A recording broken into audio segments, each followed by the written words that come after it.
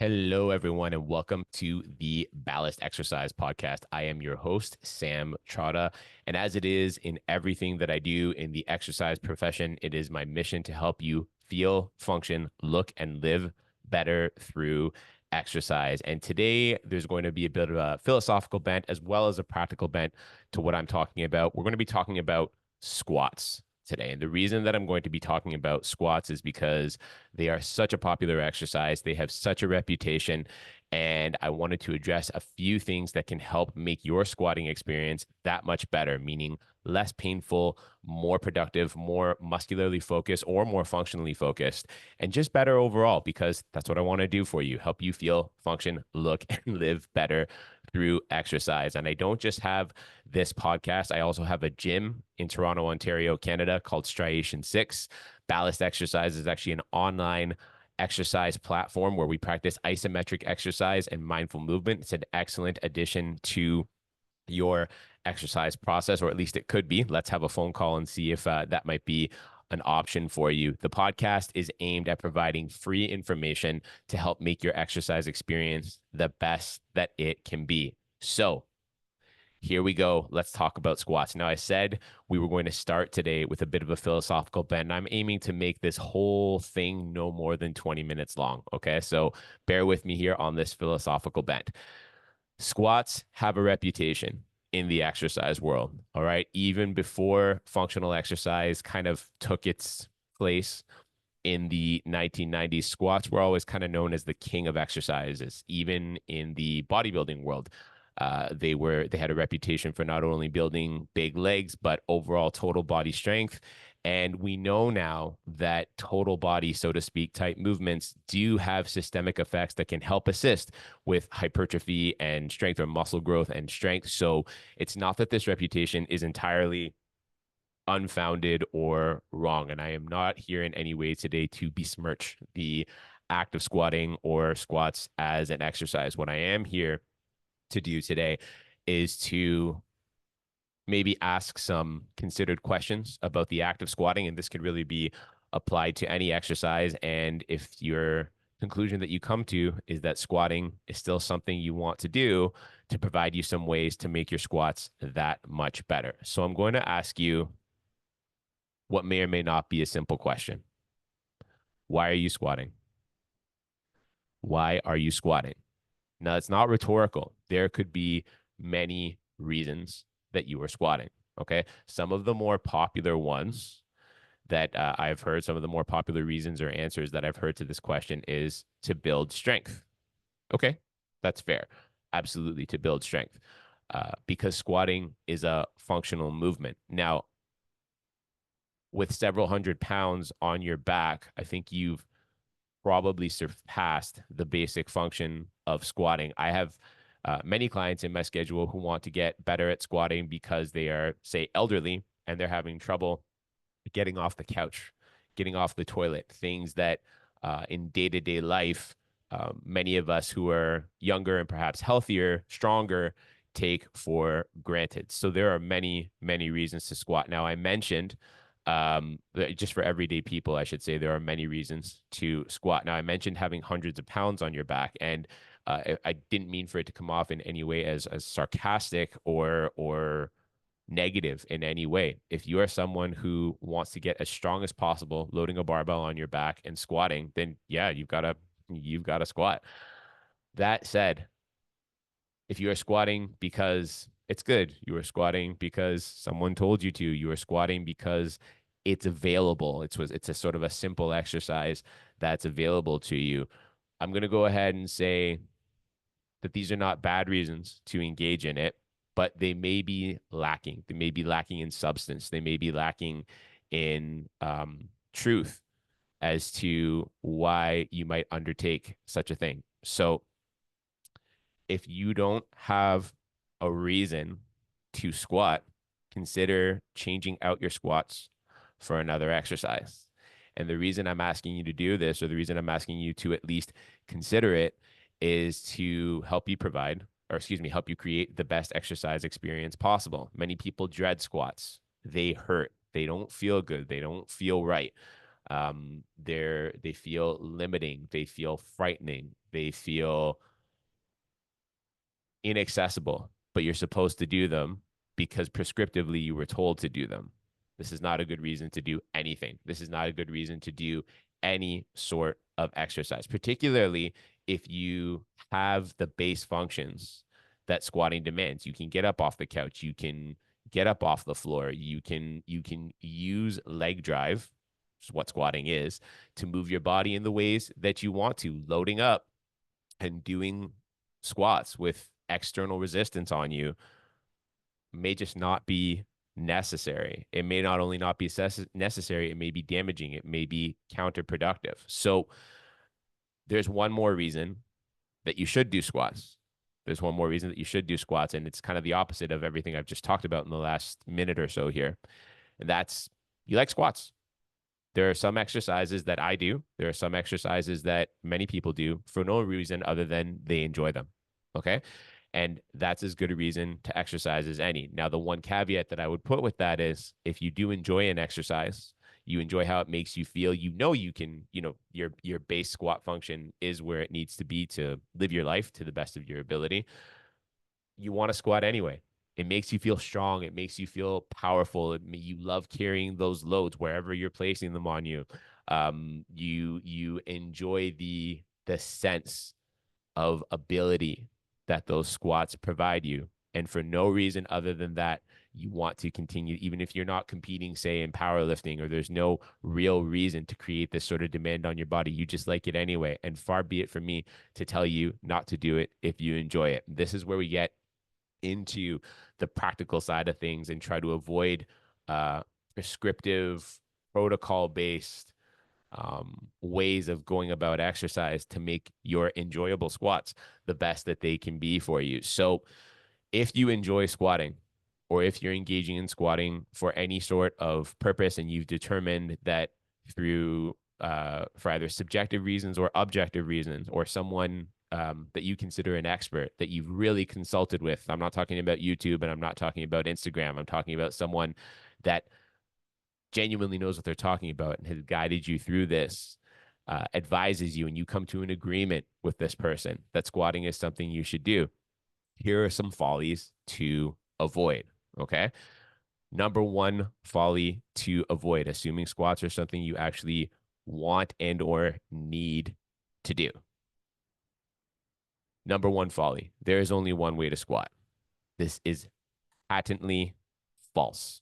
I'll say it again. This is patently false. The traditional way of squatting is feet shoulder width apart, barbell on your back, toes pointing straight forward, and you squat, quote unquote. If you're not watching this on the video, or you're not watching this, you're just listening to it, bunny ears all the way down. For some people, all the way down. For some experts, put that in quotes too. For some experts, all the way down means parallel to the ground. For some people, it means touching your butt all the way down to your ankles. Either way, there's this prescriptive form, this very rigid prescriptive form of squatting prescribed by many of the so-called experts out there. And I want to encourage you, to the best of my ability, to feel in the deepest parts of you that there is no one way to do an exercise like this. There are 8 billion, last I checked, maybe there's more now, people on earth. There are just as many ways of squatting, if not more. And the idea here is that you need to adjust. You ought to adjust, merely take it upon yourself to adjust the act of squatting to suit you best. Okay. Meaning that it's a safe way of going about it, meaning it's ideally a pain-free way of going about it, and it's still a productive way of going about it. And I want to talk about a few ways that you can do that now. So we have this rigid form of squatting, feet shoulder width apart, toes pointing straight forward, barbell on your back. First of all, fuck the barbell. You don't necessarily need it. You don't necessarily need it. Okay. Having a barbell on your back, assuming it's not a safety bar, and even if it is a safety bar where there's kind of handles in front of you, puts a huge demand on your shoulders. You have to hold on to that bar. And if the point you're looking at is leg drive, Why are you worried about holding a bar on your back? Why are you concerning yourself with holding a bar on your back? Now, if you want to hold up a bar on your back, if you want to work, excuse me, towards holding a bar on your back, then that's something that needs to, be contended with, and that's completely okay. There's ways of progressing to that. But if you don't need to hold a bar on your back for your reasons and you're looking at leg drive, I would consider abandoning it. I would consider abandoning it because it brings in shoulder and trunk and spine range of motion that you may or may not have. And if the act of holding it there is painful or constrictive, it's a useless endeavor. It's not only useless, it's a negative endeavor. It's going to hurt you eventually. Now you can take this for what it's worth. Okay. And if you're saying, like, once again, screw it, I want to hold the barbell on my back. Okay. But you don't really have to.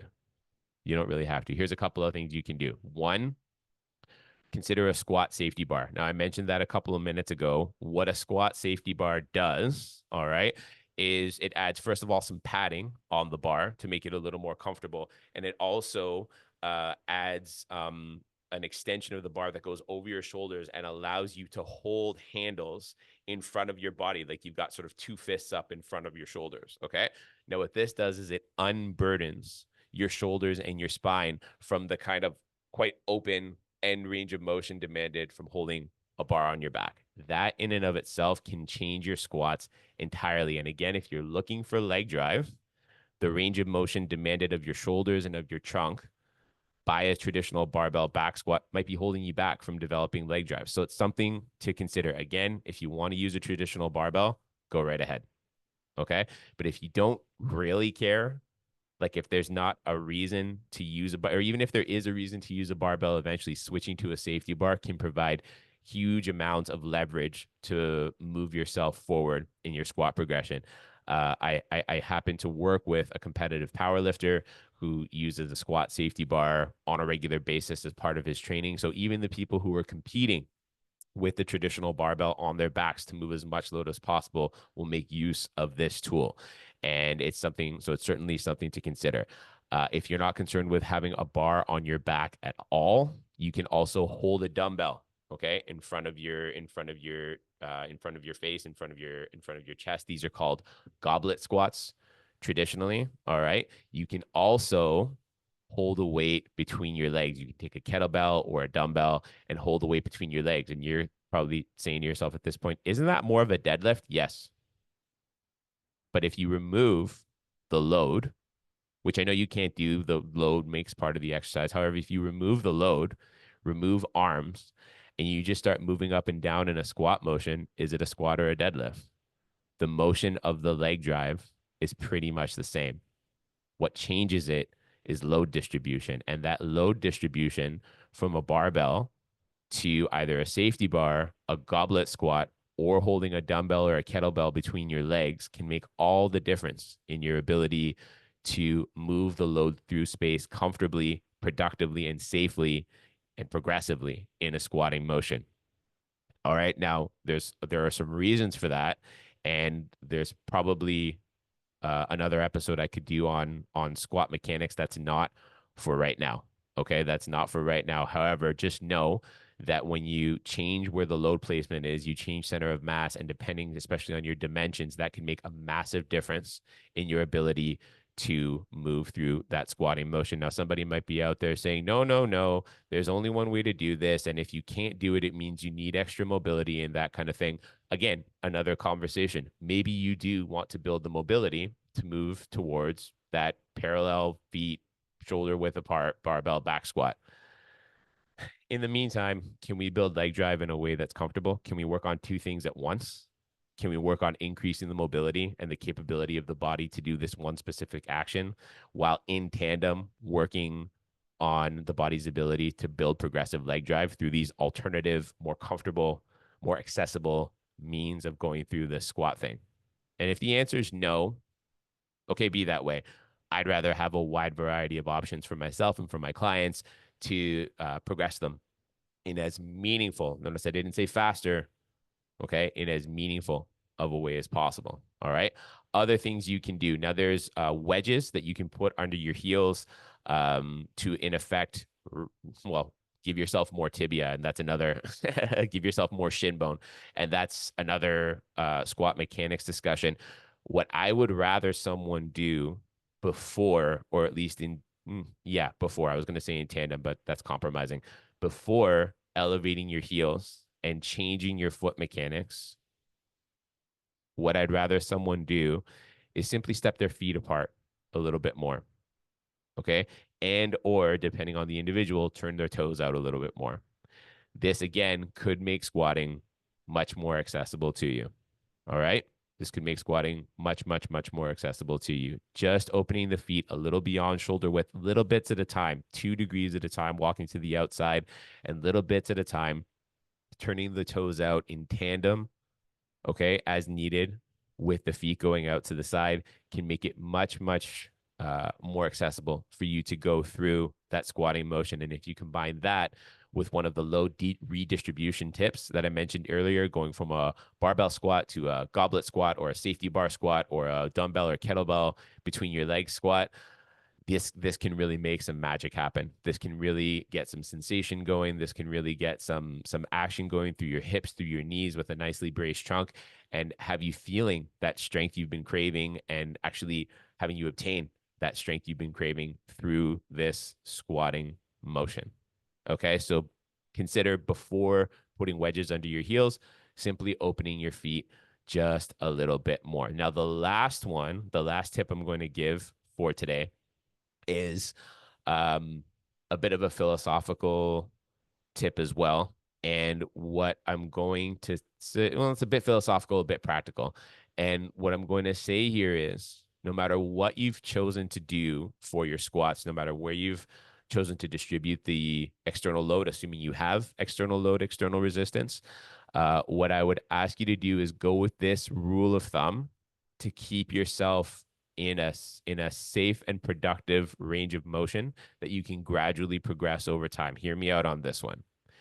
When your knees stop moving, so does the rest of you. Okay, when your knees stop moving, so does the rest of you. For a number of reasons, as you start to squat, as you start to go down from your top position, there will likely come a point where your knees actually stop bending, and the rest of the motion down is accomplished by kind of just bringing your torso forward in space. And a lot of people will think to themselves, oh, that's good because I got more. And I want to throw one of my sort of philosophical gems, or at least I hope it's a philosophical gem out there. More is not better. More exercise is not better exercise. Better exercise is better exercise. And what better exercise looks like to me in this situation is, you assess where your knees stop. You accept that that is the end of your range. And then over time, do what you can to increase that range of motion, assuming that it's available to be increased. Do what you can over time to increase that range of motion, assuming that it's available to be increased. Some reasons it might not be available to be increased: arthritis, bony growths in different places, limitations from other areas of the body. But for the time being, while you're squatting, especially with external load and trying to challenge yourself to a point where you think, man, this is hard. It's exercise. This is challenging.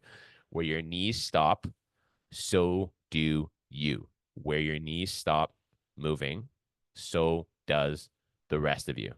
Okay? So, summary from today. Why are you squatting? Is it worth it?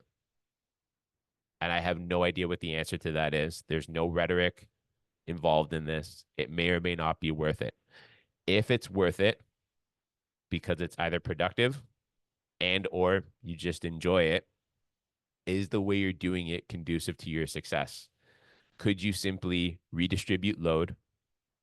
All right, assuming you have external load at all, could you simply redistribute load and maybe open your stance a bit for a much improved, more productive, more progressive, process-oriented squatting experience? All right. And lastly, as you're going through this squat range of motion, where your knees stop, so do you. That's just something to consider, to see what you can add to it over time. Where your knees stop, so do you. I think I kept it to about 20 minutes here.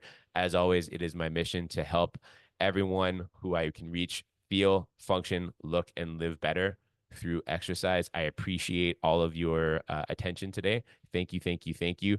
Please like and subscribe to the podcast. Forward it to a friend if you think it might be helpful. And I'll see you next time.